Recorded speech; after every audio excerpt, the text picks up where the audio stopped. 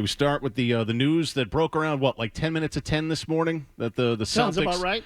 Celtics ownership group has agreed to sell the team to William Chisholm, managing director and co-founder of Symphony Technology Group, for a record $6.1 billion. First reported by the Boston Globe. The sale is pending approval by the other owners in the NBA. Highest sum paid for a North American sports team in history, surpassing what Josh Harris paid for the Washington Commanders, just over $6.05 billion. The number, I can't believe they got the number. It felt like this whole thing was being held up because the Grosbecks weren't getting the number that they were looking for. We all assumed $6 billion was probably going to be too high, especially when you don't own your own stadium. But they got it, Mazz. Were you as surprised as I was? I was, especially considering, and I don't say this as any sort of shot at Chris Mannix, but we had him because I think just yesterday. Right. Yeah. I think we all felt this way. And these things are impossible to predict. They keep them pretty much under wraps. But yesterday on this very program, Chris Mannix had said he's not expecting anything for a couple of months, and that all indications were that Steve Pagliuca was still the leader in the clubhouse, for lack of a better description of it. Obviously, less than 24 hours later, it goes in a completely different direction. And I have a handful of things that immediately popped into my head when I heard about this. But before I even get to those, let me ask you this. And I mean this as much for the listeners as I do for you two. What was your first reaction? I'm curious. You, Murray, and you, Joe. Pags got boned. That was your first reaction? Yep. What about you, Joe? I felt Wick iced out, which was the word used, reported. I felt that Wick iced out Pags and that there's a problem there and it could impact the team.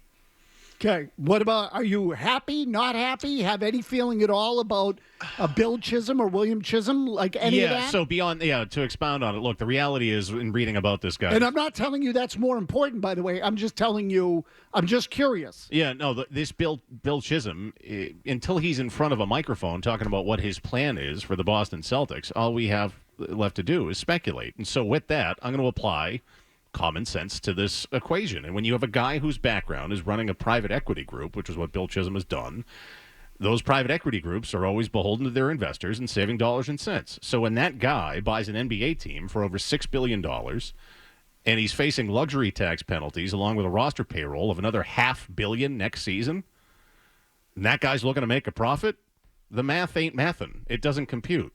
There's going to be changes here. There's going to be. So as presently constituted, what he just bought, the Boston Celtics, are not a profitable enterprise for him. So enjoy the ride this year. Hope they win another title and win back-to-back, because it's going to look drastically different next season and going forward. Yeah, all the talk for years has been tradition with the Celtics, right? Wick Grosbeck, let's face it, they've been a good ownership group. They have maybe even a great ownership group. But for all the pride and Celtics pride, and they're handing it to somebody else. When you had a guy there who's been with the group and knows the tradition and knows the fan base. So just now this is an outsider. And to Jim's point, corporate, we're all from Boston. We hear about corporate people buying. Immediately we're like, oh, here we go. So, yes, that should be the immediate reaction because, yes, that was a damn good ownership group that could have kept the tradition going, instead chose someone from the outside. Okay, what about the fact that Wick apparently is going to be staying on in some capacity? What do you feel about that? Well, I mean, again, until someone's in front of a microphone talking about this, all we have left to do is speculate here. I feel like this is why this Chisholm and this group was selected, and maybe this is why Pags and his group were left out of it, because if Pags and his group bought it, was Wick going to have that same amount of power that he is apparently going to have with this Chisholm group? Okay, so the reason I ask you is because I think we all have the same questions. Which brings me to the Pagliuca statement, okay? And there were some interesting parts of the Pagliuca statement that came out, and our program director, Rick Radzik, said this to me, Murray, just a little while ago, and I thought it was a good way to put it. Usually you get a statement from the guy who won the bid. Yeah, right.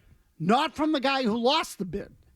But because Pagliuca is part of the ownership group now, and because there was interest in him getting the franchise, he issued a statement. It's clear he's pissed, but go on. Okay, which I'll read from now. Since, and I'm just giving you parts of it, the parts that are pertinent, the parts about the history of the Celtics and all that stuff, you can read on your own time because, frankly, it's irrelevant. We all know the history of the Celtics. But in his statement, Pagliuca wrote, since the Grousbeck family announced it would sell the Boston Celtics almost 9 months ago, I have worked tirelessly to put together a strong bid centered around the great majority of existing owners of the team who understand and appreciate what it means to be a steward of the Boston Celtics. So to your point, Joe, the first thing he says is, we've been here, we know what it is, this guy doesn't. Okay, that's number one. Then number two, additionally, I recruited new partners with deep resources and expertise in technology and international markets to maximize the Celtics' successes to ensure we can always compete for championships. And then here's the key phrase, luxury taxes be damned. And that part, to me, also, I'm glad you mentioned this, it sticks out like a sore thumb. Because, again, like I mentioned, next year, roster and luxury tax combined, you're talking about another $500 million. But Pags is saying in this, to us and my group, that wouldn't have mattered. We're going to keep the train on the tracks. Okay, now again, that phrase, luxury taxes be damned, is going to win him a lot of support from fans. Just that phrase. And then this one. We made a fully guaranteed and financed offer at a record price befitting the best sports fans in the world, and with all the capital coming from individuals who are fully committed to winning on and off the court. Okay, that last part, from individuals who are fully committed to winning on and off the court, that's what you're saying today. There's no way to prove that. He says they're committed. Chisholm's going to say the same thing, that they're committed. Right. Yeah. Okay, so that part I throw out. The fully guaranteed and financed offer at a record price. And again, with no private equity money. He made a point of saying that too. I should add that sentence. We had no debt or private equity money that would potentially hamstring our ability to compete in the future. No debt, no private equity. These are the guys that have been here. We were prepared and willing to spend. So he's playing on people's concerns there. Where does it say in here that he made the highest bid? He says record price. Well, he doesn't, but that's you got to assume, again, until someone's in front of a microphone, all we have to do is read about this. So record price, did he know that this Symphony Technology Group, William Chisholm guy, offered the 6.1? Their record price higher than that would mean 6.2, but Grousbeck and the family went with the lower one because Wick still has juice with this new ownership group. Okay, so that could, and listen, that's a legit question. To the fact that Wick allegedly is still going to be in some sort of position of control, is that why this group got the team? Did Wick basically shush Pagliuca again? Is that what this was? Did he silence Pagliuca and keep the team away from Pags? Or is this statement at all misleading? So again, record price based on what? For an NBA franchise? Or North American sports franchise? What if he offered 5.8, which would be easily the most ever paid for an NBA team? That's a record price. Yeah, it's vague. You're right. How come it doesn't say the highest bid? We had the highest bid. Why doesn't it say that? My point is this. If Steve Pagliuca made the highest bid, or for that matter, the same bid, if they also came in at 6.1, I think he's got a case. If he didn't make the highest bid, he doesn't really have a leg to stand on.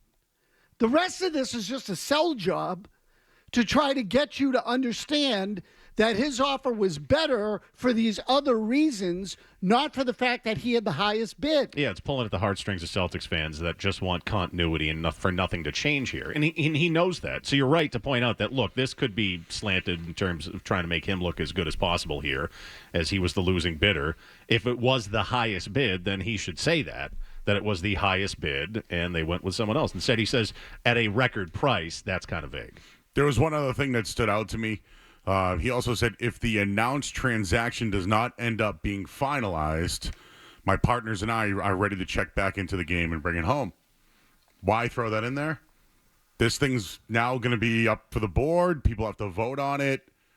Will it go through? Okay, what do you think the chances are it gets rejected? It's the NBA. Okay, I tell you it's slim. You know why? Because I'm sure they've already run through that. I'm sure they've already done it, Joe. And again, look, I'm no expert on franchise sales. All I can tell you, though, is that I've lived through a couple of them, particularly the one with the Red Sox, and I remember the politics involved. The highest bidder doesn't always get the team, and the preferred candidate doesn't always get the team. You know, back 20 years ago, or 25 years ago, when the Red Sox were sold, everybody wanted Joe O'Donnell to get the team because he was a local guy. John Henry got the team. Within 2 years, they had won the World Series. So, and people quickly forgot about it. And as much as they are despised now, I would tell you that 4 championships in 20 years ended up being a pretty good thing. Good. So with William Chisholm, with Bill Chisholm, I don't care if he's from, where's he from, Gloucester? Georgetown. Georgetown, Yeah. okay. Yeah, North Shore guy. I knew it began with a G. Okay, so he's from Georgetown. He went to Dartmouth. He went to Wharton Business School at Penn. So the guy is clearly bright. He apparently can recite Celtics history by heart. I don't know if you read that. Oh, yeah, no. That was puke-inducing. So, and honestly, I don't give a rat's ass. One of the most overplayed parts of these stories to me always, I want a local owner. Yeah. Really? Because all I have heard about, look at Wick. Okay, on the one hand, you tell me look at Wick. On the other hand, you've been beating the crap out of Bob Kraft for the last 5 years. He's local. He's a local guy, and you're pissed at him. I would tell you that the Red Sox, for the first 10 years of their ownership, were terrific. The ownership group was invested. They put their money in it. They were emotionally invested. They're not from here. At the end of the day, you tell me, what would be better? Bill Chisholm and his $7.5 million net worth, or Bezos? Bezos. Of course. Yeah. The guy with the Of deep course. pockets. Give me the guy with the money. Always. Give me the guy with the money every single time. That local tie thing is just like low-hanging fruit that they know a lot of fans, no matter what team you're talking about, they're going to eat it up. Yeah, he's just like us. I mean, what if we get Danny from Quincy? Yeah. What if it's him, or with all due respect, Tom and Quincy, whom I love? But notice how I didn't say that when I brought up Danny? Yes. So I just, the local thing to me gets overplayed. I want someone who has the money and who cares. That's what I want. So what the hell were the determining factors here? Money, Wick being involved, Steve Pagliuca, we know, is not going to be the new owner of the Boston Celtics, is part of that because Wick Grousbeck is shushing him again. And even last year, when he's holding up the trophy, Wick's holding up the trophy, it was Pagliuca was like, can I touch it too? Like, he's just been, it's clear. It feels to me like the perception is like he's been put on the pay no mind list by Wick here. And you know what that sounded like? I don't know if you've seen this clip. It's gone viral over like the last 24 hours or so. Is Alec Baldwin's fake Spanish wife, Hilaria, who's actually from Boston, did this. It's going to be great. You're a winner. Oh my God, when I'm talking, you're not talking. They're on the red carpet. He's trying to talk her up and say, like, oh, no, she's great in this. One more time with this. Oh my God, when I'm talking, you're not talking. That's what Wick did to Steve Pagliuca. It's going to be great. You're a winner. Oh my God, when I'm talking, you're not talking. Yeah. Shut up. Yeah. Basically, Not shut going up, to. honey. I think Tony, almost done. And this is, look. Oh my God, when I'm talking, you're not talking. This statement that Steve Pagliuca put out today, I don't think it was very transparent. He's seemingly, he's not happy with this decision, that he's not going to be the one that's going to be the owner of this team with his ownership group. And you could tell it feels like it's been icy between these two for a little while now. He's pissed, Murray. Yeah. He's pissed. He feels like he got passed over. So, again, the only question I would have for Pagliuca is, was your bid higher? Well, right. Or the same? Yeah. If it was the same, you can, Denny, I think he has an argument as well. If his offer was lower and they took the highest offer, I don't think he has a leg to stand on. I will go to my grave believing that Pags had the highest offer of all the finalist bidders. Phone telling you that, Jimmy? I will go to my grave believing that Steve Pagliuca and his group had the highest bid of the 4 finalists. Okay. Yeah. So if that's the case, then why did he go with the guy who gave you $6.1 billion? And is that because Wick is still going to be basically the front-facing, the front of the house, for lack of a better term? Another good forward. question. And he would not have had that kind of power with Steve Pagliuca's group. Again, given the iciness between these two, or at least the perceived iciness between these two, I could see that happening. That if Steve and this new group was like, okay, you got your money, see you the hell later. It's mine now. And maybe Wick couldn't live with that, so they went with the lower offer. So if what Jimmy is saying, that he would go to his grave saying that Steve Pagliuca had the highest offer, what am I to assume? It's that. But you're right, Maz. Like, if we don't know, again, so financed, he wrote in his statement, we made a fully guaranteed and financed offer at a record price. What's the record price? Was it the highest offer? Was it the highest in the NBA? Be more transparent about it, because you cannot expect someone to sell at a discount. If it was lower than what this $6.1 billion was for the new guy, and like you said, Pagliuca doesn't have a leg to stand on. So I just found it interesting that wasn't specified. Right. We had the highest offer on the table. You don't even have to give the number.